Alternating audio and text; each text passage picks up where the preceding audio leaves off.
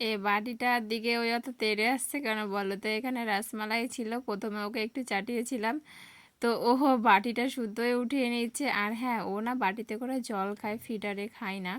মানে ফিডারে খাওয়ালেও হয়তো খাবে, বাট বাটিতে অনেক সুন্দরভাবে ও জল খেতে পারে, তাই আর কি। আরও ওই জন্য বাড়িটার দিকে এগিয়ে এগিয়ে আসছিল, যেহেতু একটা দুধের জিনিস হয়, মিষ্টি মিষ্টি টাইপের, আর ও তো জানোই সব কিছু খেতে শিখে গেছে অল্প অল্প করে। যাই হোক, ওকে খাওয়ালাম, খাওয়ানোর পরে খেললো, খেলার পরে দেখো ঘুমিয়ে পড়েছে।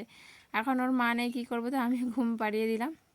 আর আমার হাজব্যান্ডকে বললাম যে তুমি একটু বিছানাটা করে দাও, আমি তো নিয়ে আছি। যাই হোক, আমার হাজব্যান্ড বিছানা করে দিল আর ওকে ঘুম পাড়িয়ে দিয়েছি। আর আমার ওড়নাটা না হালকা পিঙ্ক কালার, কিন্তু একটু অন্যরকম লাগছে দেখতে।